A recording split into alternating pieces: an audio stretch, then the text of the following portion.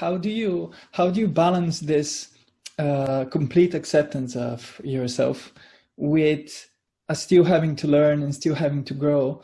Because it's very easy, especially with like people who are into spirituality and who have practiced some spiritual practice.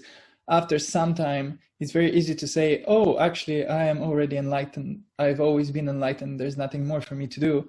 And then this almost gives, it can give a psychological excuse to just continue with being less conscious and continue being, you know, distracted by thought and being, you know, all the unhealthy thought patterns that we have. Be distracted. Be distracted. The thing is that this drive to expand the mind is not really yours anyway. It's there or it's not there. So the balance is, well, everybody will bring this subject in a different way, you know, because everybody has had their own path and or no path. In my case, because I was so hardcore spiritual seeker, so hardcore, so focused, so serious, like you said,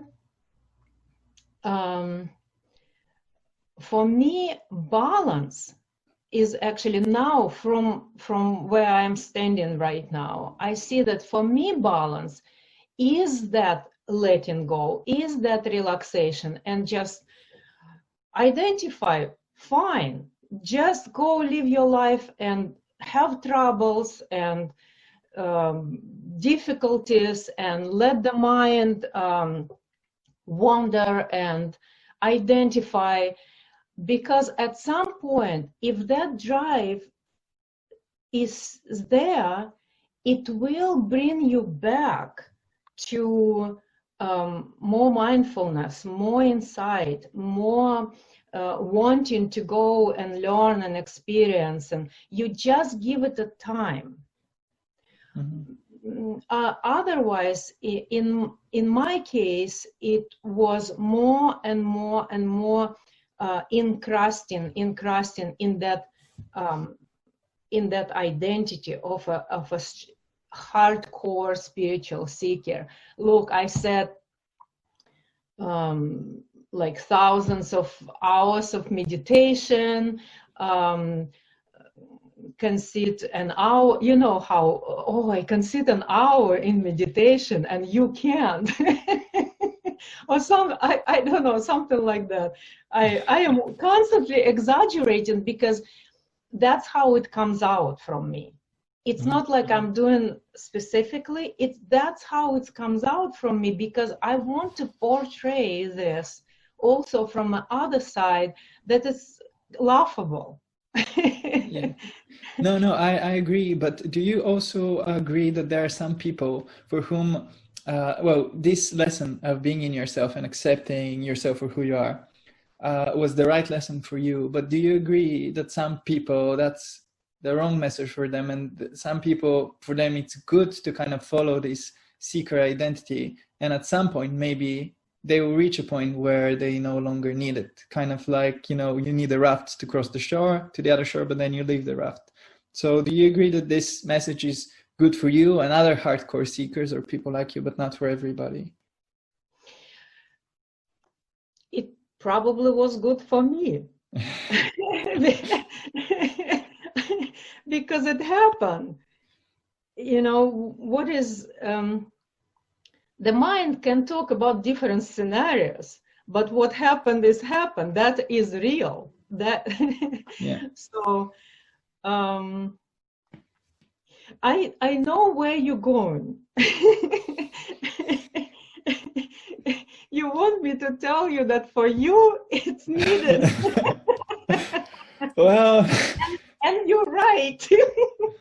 You're right. It's needed. Because that's where your interest lies. Yeah. See how it's very simple. Where is your interest? where is your interest is the meditation right now is your interest. Exploring the different mind states, the maybe higher consciousness mind states, is your interest. Follow your interest. It was told in many books, not even spiritual books, but how to make your life better. Follow your bliss, right? Yeah, yeah. So follow your bliss, and your bliss is, I call it interest, where the mind is naturally fall on some subject and want to explore. That would be the most natural to go there. So that's how it is. And when you say there are some people who are maybe less disciplined and they try to meditate and then they kind of like leave it, it's not because they are less disciplined. I am not disciplined at all. You know, we tried to set up this podcast several times. It's true. Right? I am. This is the second or third time we're trying to set up this conversation, and I look at it as it was not the right timing, and I felt, and I postponed. Other people would say, "Oh my God, she's not disciplined," and I would say, "No, I'm not that much." But at the same time, oh my God, you have to see me if something interesting to me. And you saw how many videos I did in the last 30 days, 45 videos. So focused, so disciplined. And it's natural when the mind is interested in something to explore, there is an energy there and there is a focus there, and you don't need to push, you don't need to effort. Well, there is an effort, of course, for me to record so many videos on my YouTube channel. There is an effort there, but it's like, let me bring the life example with something. It's the same thing, like people say, like, for example, you're doing podcast right now. It's a lot of effort, I understand. But your mind is so interested right now to learn about everything and to meet with people and to talk about these things. So that effort, any obstacles that will arise, they're not stopping you.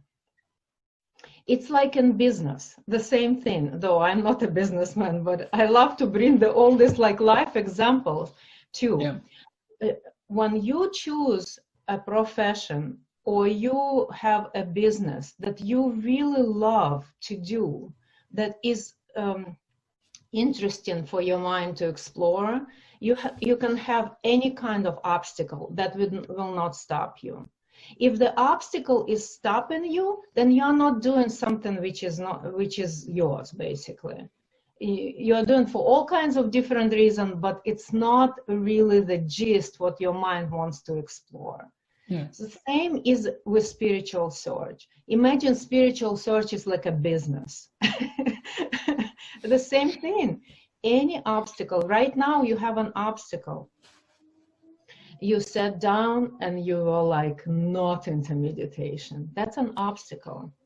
Because your mind went deeper, dropped maybe deeper than that pleasurable, whatever pleasurable was. It dropped even more deeper because it relaxed on the surface, dropped deeper.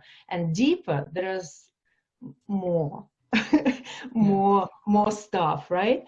And so that stuff is kind of like, and we don't even know what it is. We have no idea what it is.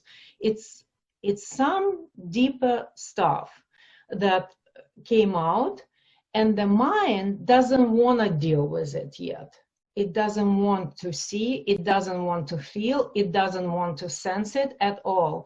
So then it creates this all kinds of mind states that, like for example, in you it was sort of like a boredom. Yeah. Right. It's a mind state of boredom. Yeah. And it's sort of like a veil, like a protection to what is behind. So if your mind is really interested to what is behind, this boredom in meditation will not be an obstacle that big that you quit.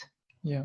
It can be for people. I knew people who would leave retreat, for example, because usually when you sit in a retreat, and I sit in Vipassana retreats mostly. When you sit in serious retreat, the first couple of days, the first several days, it's all the surface mind stuff, and it can be for some people overwhelming, so much thoughts. What do you mean of the surface mind stuff? Like thoughts, thinking about, you came to the retreat from your life, all these thoughts about your life and your work and your family, and all this is preoccupying basically your meditation. It's different for different people, different for you every time you come to the retreat. I'm just talking for example, right? And then for me, what was happening mostly, like on a third day, I would hit the boredom. Oh my God, it's so boring. It's so boring. And there is no end to that boredom, because it's not sitting an hour, it's sitting the whole day. And then mind thinks, and then tomorrow, and then and then another 8 days. Oh my God.